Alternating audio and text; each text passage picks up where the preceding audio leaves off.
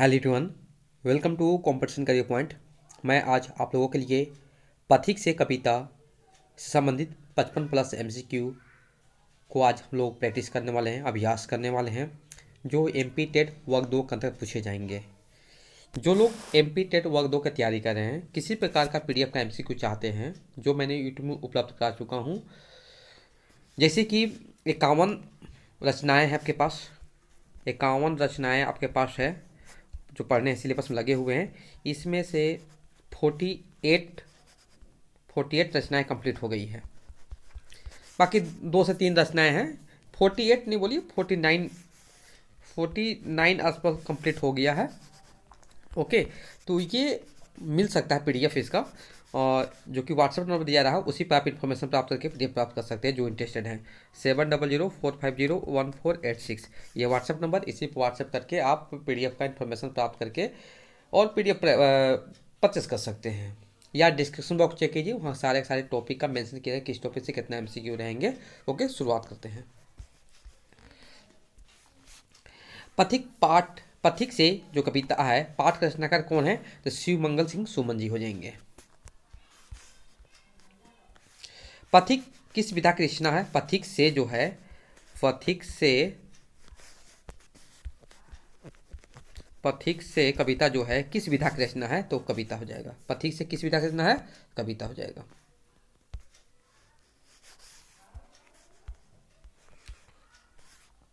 Next प्रश्न जो है, कवि ने मार्ग में किनके होने की बात कही है? तो दुर्वादल, सरिता, वापी सभी हो जाएंगे, उपयुक्त सभी हो जाएंगे, यहाँ पर सभी की बात कही गई है।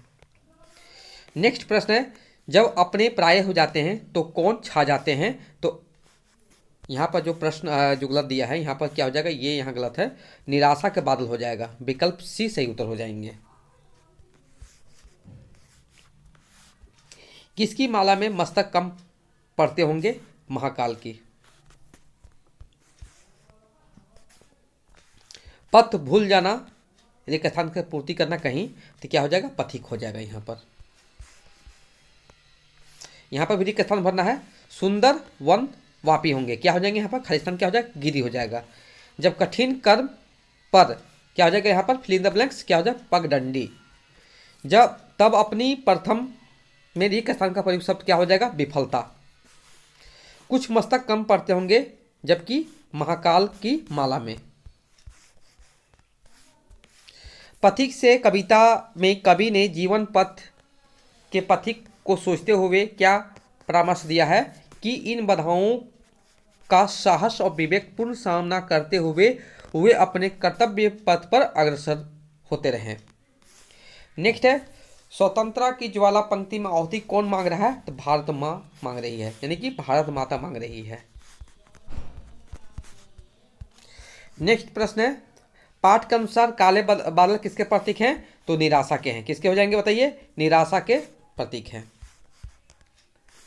नेक्स्ट प्रश्न है, कुमकुम थाल का क्या अर्थ है? तो रोली की थाली, विकल्प ऐसे ही उत्तर देंगे। नेक्स्ट प्रश्न है, मिट्टी की बारात नामक कविता संग्रह के लेखक कौन है? तो शिवमंगल सिंह सुमन हो जाएंगे। नेक्स्ट है, निम्नलिखित में से छायावदोत्तर काल का कवि कौन है? तो शिवमंगल सिंह सुमन हो जाएंगे। नेक्स्ट है, मिट्टी की बारात के लिए 1974 में किसे साहित्य अकादमी पुरस्कार प्राप्त हुआ था? शिवमंगल सिंह सुमन। शिवमंगल सिंह सुमन किस युग के कवि थे? तो प्रगतिवाद।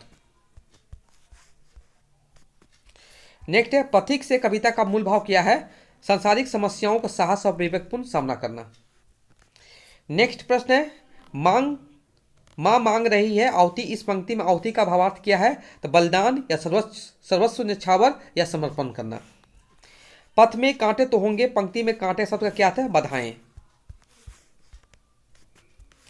पथिक से कविता में प्रयुक्त अलंकार क्या है? बताइए, रूपक अलंकार। सरित सर में अलंकार है अनुप्रास अलंकार। नेक्स्ट है, रन भेरी सुन सुन विदा विदा में अलंकार है अनुप्रास अलंकार। पग पग पर घोर निराशा की काले बादल छा जाएंगे, प्रस्तुत पंक्ति में अलंकार है अनुक्ति अलंकार है। कठिन कर्म में कौन सा अलंकार है? अनुप्रास अलंकार है। नेक्स्ट है, स्वतंत्रता की ज्वाला में माँ अवति की मांग कर रही है। माँ शब्द का प्रयोग द्वारा यहाँ किस माँ की ओर संकेत किया है? तो क्या हो जाएगा यहाँ पर? भारत माता, यानी कि भारत माँ की संकेत किया गया है। वापी शब्द का क्या था? बावड़ी। नेक्स्ट प्रश्न है, मृग तृष्णा का क्या अर्थ है? तो भ्रम है, यानी कि धूप के समय मरुभूमि में वायु और प्रकाश की किरणों के परिवर्तन के कारण ऐसा जान पड़ता है कि सामने जलाशय है। इसी दृष्टि भ्रम को मृग तृष्णा कहते हैं। नेक्स्ट है, पुलक का क्या अर्थ होता है? खुशी या प्रसन्नता से भरा रोमांच। महाकाल का क्या अर्थ है? कालो का काल यानी महादेव। कुमकुम का क्या अर्थ है? रोली। पथिक का क्या अर्थ है? राही। दुर्वादल का क्या अर्थ होता है? दूब घास के कोमल पत्ते। उन्मन का क्या अर्थ है? उदास। नेक्स्ट है, सुंदरता की मृग तृष्णा किन दृश्यों से पता चलती है? तो दुर्वादल, सरिता, सरोवर, पर्वतों, वनों, बावड़ियों जैसे और सुंदर झरनों से। डॉक्टर शिवमंगल सिंह सुमन का जन्म कब हुआ था? तो 5 अगस्त 1915 ईस्वी। सुमन जी का निधन कब हुआ था, मैंने कि कहाँ हुआ था? तो ये हो जाएगा आपका, क्या हो जाएगा? उज्जैन हो जाएगा। सुमन जी ने डीलिट की उपाधि किस विश्वविद्यालय से प्राप्त की थी? तो काशी हिंदू विश्वविद्यालय से प्राप्त की थी। विश्वास बढ़ता ही गया काव्य संग्रह को कौन सा पुरस्कार मिला था? देव पुरस्कार। नेक्स्ट है, सुमन जी को कौन सा काव्य संग्रह से प्रेम गीतों का संग्रह है पर आंखें नहीं भरी? सुमन जी को भारतीय पुरस्कार कब मिला था? 1993 ईस्वी। हिलोल काव्य संग्रह किस प्रकार गीतों का संग्रह है? तो प्रेम गीत। सुमन जी ने किस कॉलेज में हिंदी प्रवक्ता के रूप में कार्यभार संभाला था? Victoria college. इग्वानी कविता किस पर आधारित है? जन सामान्य की दुख दर्द। शिवमंगल सिंह सुमन को पद्म भूषण कब मिला था? 1999 ईस्वी। सुमन जी को कौन सा काव्य संग्रह देश प्रेम पर आधारित है? विंध्य हिमालय। सुमन जी ने किन विषयों पर कविताएं लिखाई है? सामाजिक समस्याओं और पीड़ित मानवता। शिवमंगल सिंह सुमन का प्रथम काव्य संग्रह है हिलोल 1939 ईस्वी, जो प्रकाशन हुआ था।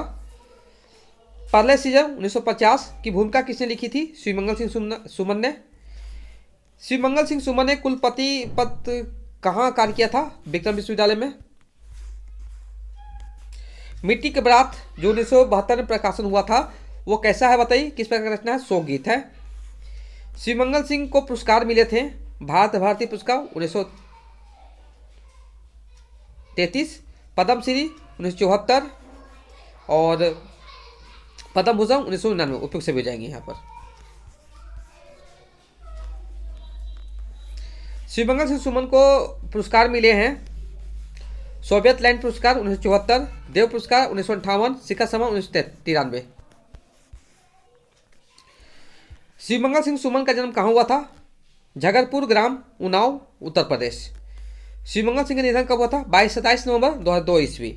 अब देखिए इस कविता में, देखिए यहाँ ये चीज़ समझना यहाँ पर है, शिवमंगल सिंह सुमन पथिक से क्या कहना चाहते हैं। यानी कि इस कविता का आप सारांश देखिए, मैंने जितना भी पंक्ति वाइज समझ लीजिए।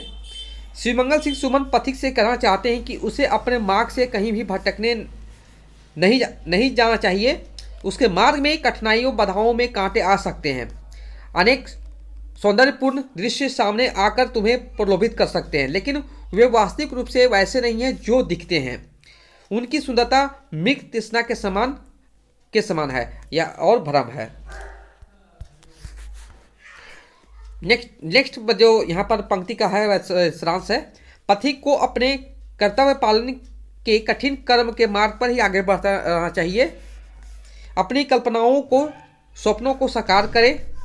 अपने जो सपनों को साकार कीजिए।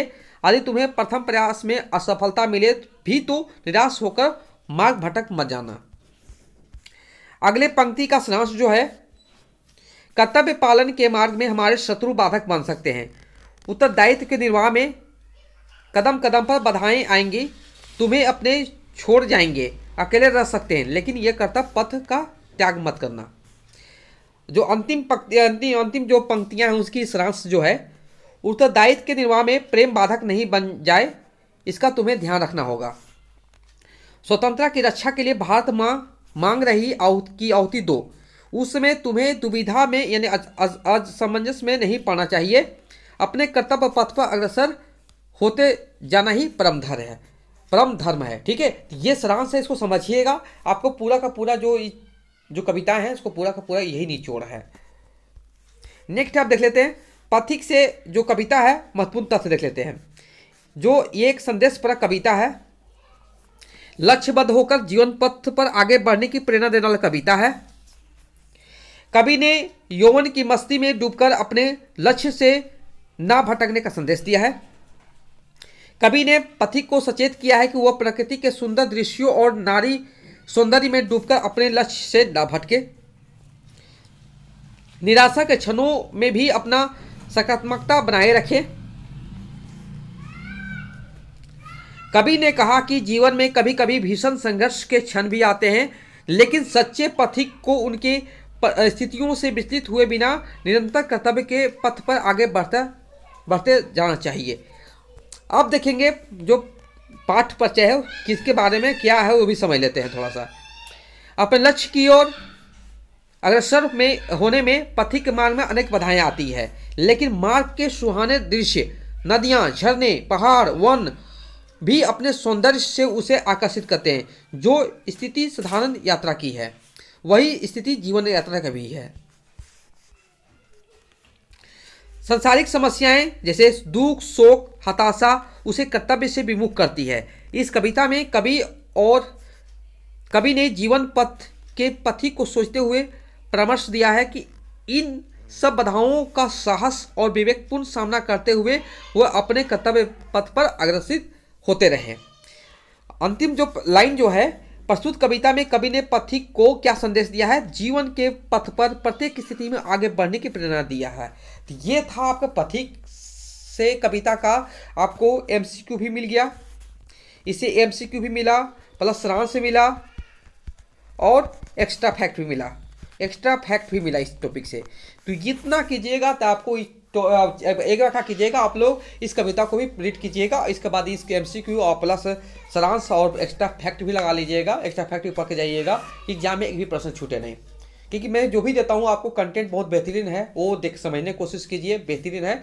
और जितने भी हो सके आप लोग तैयारी करते रहिए। अब मात्र 2 से 3 टॉपिक बचे हैं तो उसको भी आपको जल्दी प्रोवाइड कर दिया जाएगा यूट्यूब पर, ताकि आपको पढ़ने में दिक्कत ना हो। Okay, thank you so much for watching video.